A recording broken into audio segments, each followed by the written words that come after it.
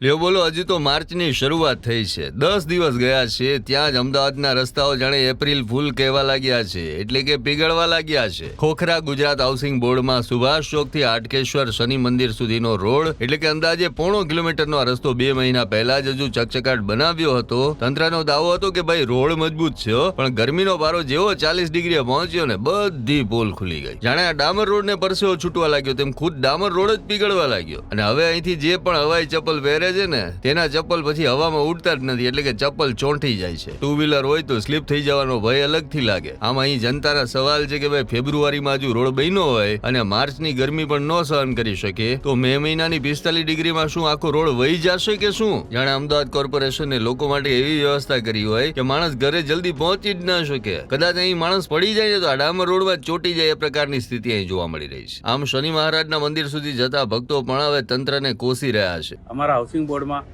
સુભાષ સર્કલથી શનિદેવના મંદિર સુધીમાં જે નવું રોડ ગવર્મેન્ટે કે સરકારે કે મ્યુનિસિપાલિટી જે બનાવ્યું હતું એ બનાવ્યું બહુ સારું છે, પણ એના ઉપર જે ડામર નાખવામાં આવ્યું હતું એ અત્યારે અમદાવાદની 40 ડિગ્રી ગરમીમાં બી એ બધું જ ડામર ઉપર આવી ગયું છે. એમાં ચાલતા ફરતા ચંપલો ચોટી જાય છે, બૂટ ચોટી જાય છે, અને નાના છોકરાના ચંપલો તો ત્યાં ચોટીને તૂટી જાય છે.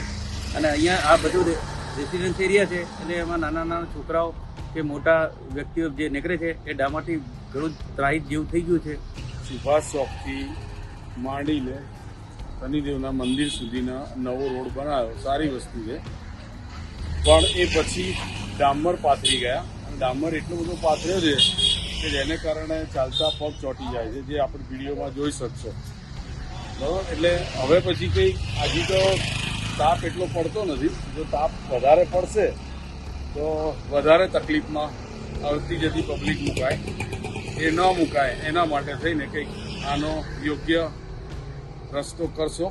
અને લોકો કહી રહ્યા છે કે અત્યારે રોડની આ હાલત છે ને ચોમાસામાં પાછું ખાડાનું સામ્રાજ્ય સ્થપાશે. બાકી અધિકારીઓને ક્યાં ગાડીની નીચે પગ મૂકવો છે કે એને ખબર પડે. આવા જ અવનવા વિડીયો જોવા માટે ફોલો કરો ઇન સેકન્ડ્સ.